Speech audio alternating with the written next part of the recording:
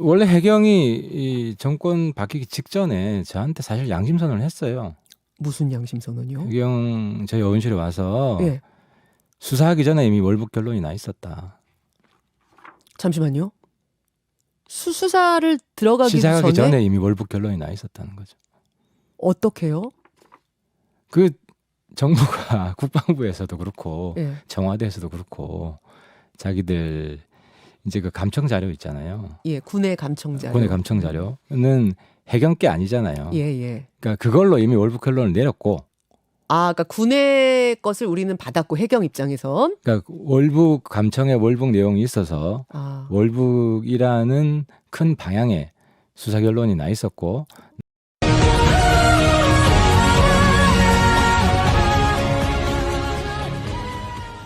2020년 9월 서해북단 소연평도 어업지도선에 타고 있던 해양수산부 소속 어업지도 8급 공무원 이 씨가 실종이 됐습니다. 그리고 다음 날 북한군의 총격에 의해서 사망하게 됐는데요. 당시 정부는 이 씨가 월북을 하다가 피격당했다. 이런 중간 수사 결과를 발표했죠. 분석 결과 등을 종합하여 볼 때 실종자는 월북한 것으로 판단하고 있습니다. 북측에서 저희들이 좀 파악할 수 있는 그런 자료들을 통해서 수사관들이 그런 월북에 대한 사실을 확인할 수 있었습니다. 그런데 1년 9개월 만인 어제 해경이 내린 최종 결론은 전혀 달랐습니다. 직접 들어볼까요? 먼저 어업지도선 공무원 유족분들께 깊은 위로의 말씀을 드립니다. 국방부 발표 등에 근거해서 피격 공무원의 월북 등 여러 가능성을 열어두고 종합적인 수사를 진행했으나 월북 의도를 인정할 만한 증거는 발견하지 못했습니다. 공무원 이 씨의 월북 의도를 인정할 만한 증거를 발견하지 못했다. 즉, 당시의 판단이 잘못됐다는 건데요. 그러면 그 당시 월북이라면서 제시했던 근거 그 4-5가지는 어떻게 되는 걸까요?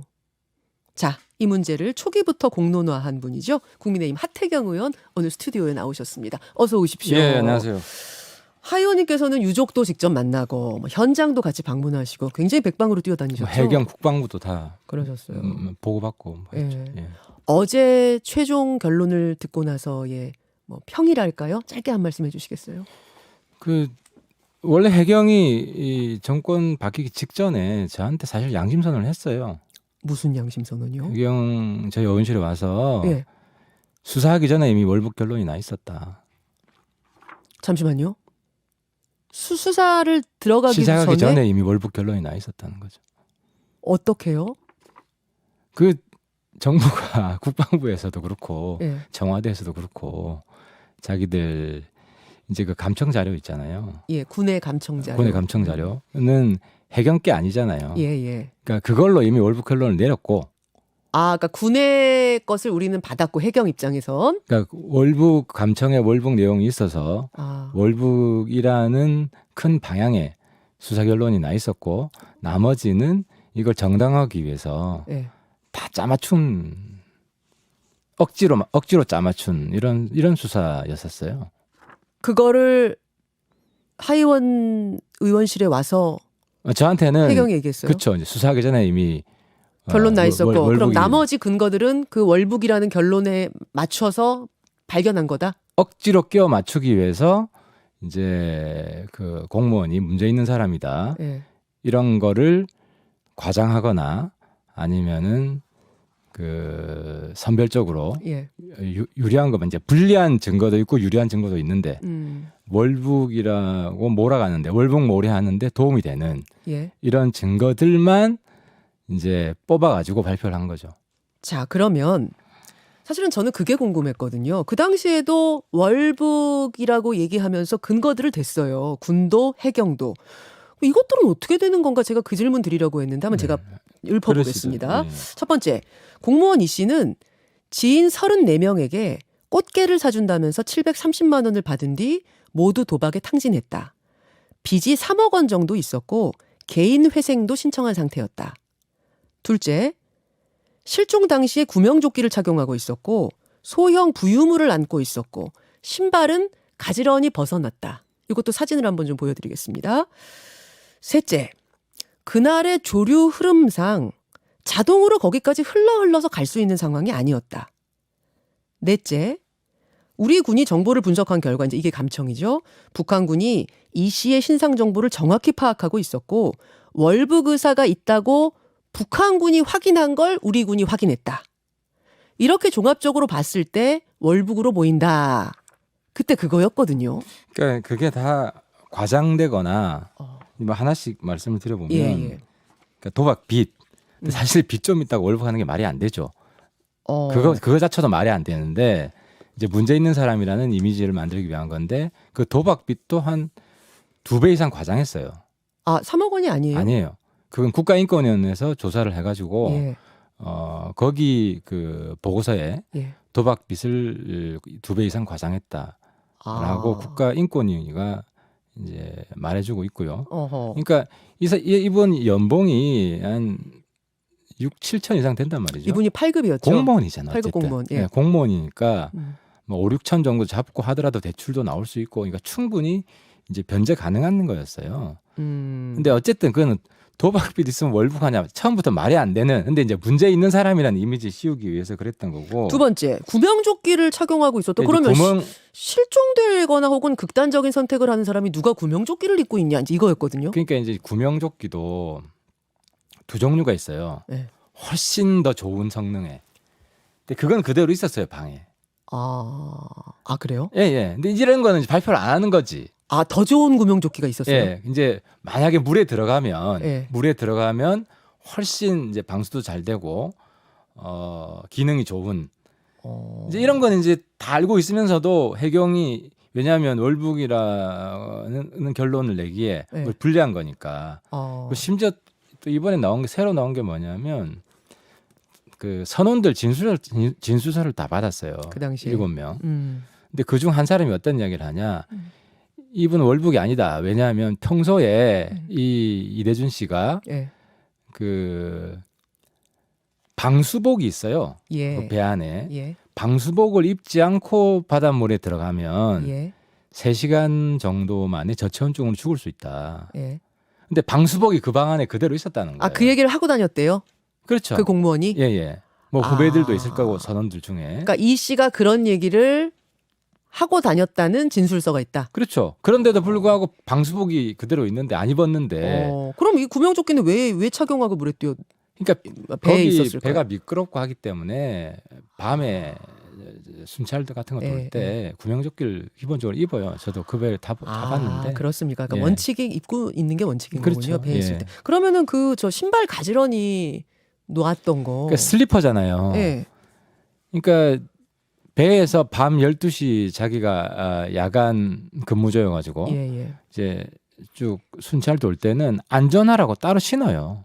다른 신발을 착용. 다른 신발을 신어요. 튼튼한 운동화인데, 그러니까 아무런 관련이 없어요. 아니 진짜 신발이 저거였다면 이분이 실수로 실족하거나 혹은 극단적 선택이 아니라 이렇게 잘 아니 근데 벗어놓고. 맨발로 뛰어들겠어요, 그럼? 자, 그러면 이제 그다음 조류 흐름상 그날은 만약 이제 빠져서 흘러 거기까지 갈 수 있는 조류가 아니었다. 그러니까 의도적으로 헤엄쳐 갔다. 이거는요? 이제 그것도 이제 발표가 1차 발표, 2차 발표 때 바뀝니다. 어. 처음에는 그러니까 뭐든지 월북이라는 결론에 짜맞추기 위해서 처음에는 뭐라 그랬냐면 예. 조류가 그쪽 방향이 아니었기 때문에 본인이 인위적으로 헤엄을 쳐서 갔다. 그렇죠. 근데 그 바닷물 파도 세기를 제가 직접 보니까 예. 부유물에 타고 예. 부유물이 튜브 같은 거거든요. 그 바닷물 속도를 손으로 이렇게 젓는 속도가 따라가지를 못해요. 극복하지를 못해요. 그러면 그날의 조류는 그 방향이었을 그리고 거라는 2차에서 그러니까 말이 안 되니까 예, 2차에서는 조류가 북쪽 방향이었다고 또 말을 바꿔요. 이 부분은 바뀝니까? 예. 그럼 감청 얘기인데요. 우리 군이 이제 특수 정보를 분석한 결과 이게 감청이에요. 북한군이 이 씨의 신상 정보를 자세히 정확하게 파악하고 있더라. 게다가 월북 의사가 있다고 북한군이 확인한 걸 들었다. 이거는요. 그러니까 이제 그것도 이제 그거 하나인데 그 내용은 공개하고 있지 않지만, 근데 문제는 살기 위해서 살기 위해서 생존 본능상 할 수 있는 이야기잖아요. 이게 그거는 월북이라고 단정할 만한 근거가 될 수 없는 건데 그거 하나만 가지고 월북 프레임을 씌운 거죠. 일단 이렇게 흘러 와서 북한군한테 이제 발견이 됐어요. 너 누구냐 물어보면 총 들고 너 누구냐 물어보는데 어디 누구다 얘기 안 해요? 그게 본인의 신상 정보고. 저 월북하겠습니다라고 얘기했을 수 있다. 목숨 앞에서. 그렇죠. 그럴 수 있죠. 그 근데 가능성을 배제했다. 근데 문제는 그게 이제 본인 육성이 녹음된 것도 아니고 북한 군인들끼리 이제 보고하는 과정에 그게 이제 감청이 된 건데. 그나마 그 감청 자료 들은 사람 있습니까? 군 말고 들으셨어요, 하 의원님? 못 들었죠. 저희들한테 직접 듣지도 않았다는 말씀. 알겠습니다. 이렇게 그러면은 정답을 만들어 놓고 끼워 맞춘 거 아니냐 이제 이런 얘기인데. 그리고 또 한 가지가 정신적 공황 상태에서 뭐 월북을 단행했다. 이것도 조작인 게 그 당시 이제 7명 의사한테 해경이 물어봅니다. 이분 정신 상태가 어떠냐. 그러니까 7명 중에 6명이 정신적 공황 상태라고 보기 어렵다. 말하기 어렵다. 그래요? 절대 다수가. 한 명은 그럴 수도 있겠다. 근데 이 절대 다수의 의견은 덮고 한 명만 의견만 취하는 거죠. 이런 식으로 조작이 이루어진 거예요. 자, 근데 이제 어제 당시 국방위였던 민주당 홍영표 의원이 뭐라고 말했냐면 그 당시에 군이 여야 의원들 다 모아놓고 이걸 비공개로 설명을 했는데 아무도 문제 제기 안 했다. 내가 얼마나 문제 제기했는데 그 양반 그렇게 거짓말 하나? 그러셨어요? 나랑 같이 국방했잖아요. 이때 들으셨어요? 같이 다 들었죠. 제가 국방위원인데. 혹시 그 회의 말고 다른 회의를 또 말씀하시는? 전 전부 다 들어갔어요. 그래요. 게다가 이제 이런 얘기도 합니다. 이건 누구? 그때 국방장관이 월북이라고 거의 100% 단정하면서 얘기를 했어요. 그랬어요. 비공개 회의에서.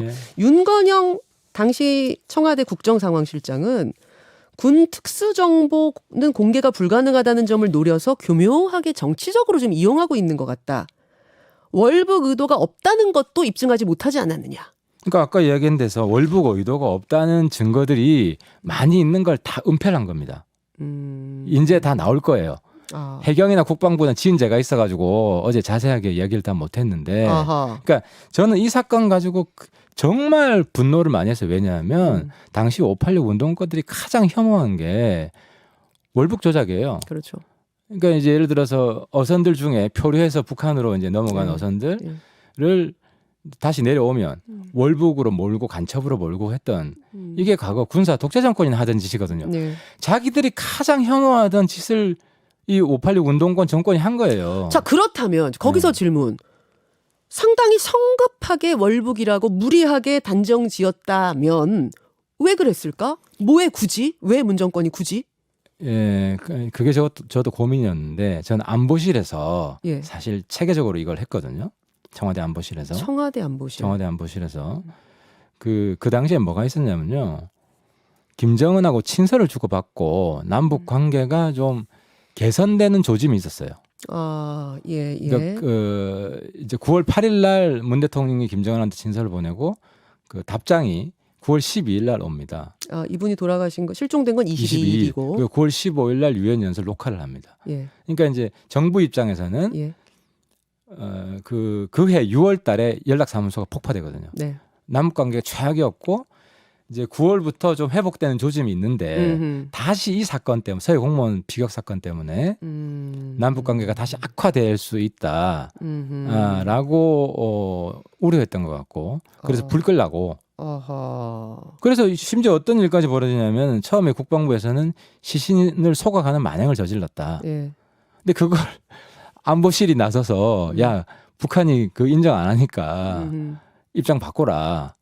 추정으로 바뀌었죠. 그래서 사실 아니라는 식으로 바꿨어요. 그러니까 24일 날 군이 시신 소각 확인했다라고 말했다가 27일 날 시신 소각 추정된다 이렇게. 공개적으로 그랬고 이제 우리한테는 시신 소각 안 한 것 같다. 의원들한테는 그렇게 얘기했어요. 안 한 것 같다. 국방부가 잘못한 것 같다. 이런 식으로 입장이 바뀌어가지고 그 당시 그 합참 과장인가 정보 담당인데 그분이 공개 발표를 하고 나서 너무 곤혹스러워서 이번 어제도 발표했잖아요. 청와대 안보실에서 그렇게 바꾸라고 했다. 그러니까 남북 관계 악화되는 것에 대한 굉장히 두려움이 있었던 것 같아요. 그 피살 4시간 뒤에 유엔에서 문재인 대통령이 종전선언 호소하는 연설을 틀었잖아요. 물론 그렇죠, 생은 틀었죠. 아니고 녹화해 놓은 걸 튼 건데 예. 이것도 영향이 있었을 거라고 보세요. 그러니까 김정은 친서가오고 뭐 분위기가 좋아지니까 예. 이제 대통령이 핵심적으로 추진하던 예. 종전 선언이 가능성이 열리는 거 아니냐. 근데 이 사회 공무원 비격 사건, 시신 소각 사건이 악재다. 이 불을 꺼야 된다. 뭐 이런 판단을 하지 않았을까 싶습니다. 자, 이제 이런 판단이 하태경 의원의 판단입니다.